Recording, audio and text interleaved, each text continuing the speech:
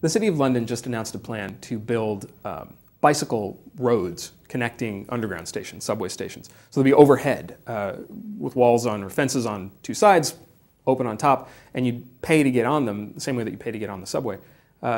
It's a crazy town idea. I've seen some initial designs of them. They were online. They're beautiful, funny looking, and I mean, this will probably never get built, right? This is one of those things that you think would be a great idea, but there's no money or will for it.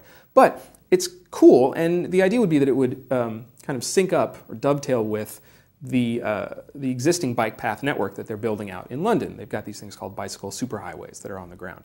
And this is going on in a lot of big cities. New York is doing something similar, right? Where in New York City, they've built out kind of experimental bike paths that are supposed to encourage bicycle transit. This got me thinking. In cities, we've come to accept the idea that the car is in charge, and it doesn't have to be this way. My family goes for a long walk most weekends, and in the residential area where I live, my wife, at the beginning of these walks, does this thing that makes me crazy every time. She crosses the streets diagonally, cat-a-corner at intersections.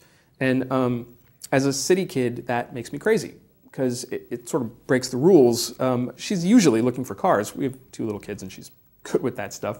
But it kind of rankles, right? It rubs me the wrong way somehow to be crossing in a way that doesn't acknowledge that the car is supposed to be in charge.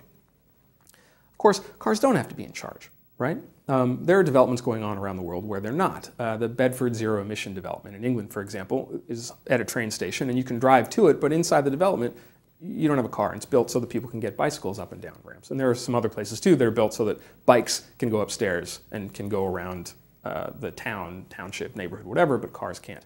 Masdar City in Abu Dhabi, this development they're doing that's supposed to be zero emission there too, is the same way. You can drive to the outskirts and park, but it's built up on a pedestal. There's transit down below, kind of underground, and all of the streets are just pedestrian scale. It's been like this in cities before. I mean, you know, cars have only been the dominant design paradigm for about a century. There are parts of Philadelphia, really popular parts of Philadelphia, where the streets are so narrow you couldn't get a Mini Cooper through them because they were built for people on horseback, and they're residential. People like them a lot. It makes me think that public development, or cities, the governments of cities could find ways to pick up on the lessons that commercial developers have known for a long time. These urban entertainment destinations like the Grove in Los Angeles, for example, that are built to look sort of city-like. They're really malls, right? But the thing that most of them have in common is that there's no cars allowed in them. It's like being on a city street, but it's only for pedestrians and bikes, I suppose. Main Street in Disneyland is similar to this. And Main Street, I have to admit, is one of my guide stones when it comes to urban design. Sorry, I'm a Disney nerd a little bit. You know, when I was a kid growing up in Los Angeles, my friends and I used to do this thing late at night on weekends. We would drive downtown to the financial district, so it was totally empty. This was the 80s.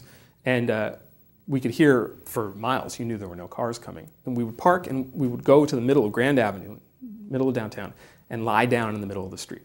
See who could do it for the longest. Because even though we knew that we were safe, I mean, you knew there was a car coming from a long way off, even though we knew that intellectually, emotionally, we were so trained to think that the street belonged to cars, you couldn't stay there for a long time. We had to get up. It freaked us out, the same way that my wife crossing diagonally freaks me out today.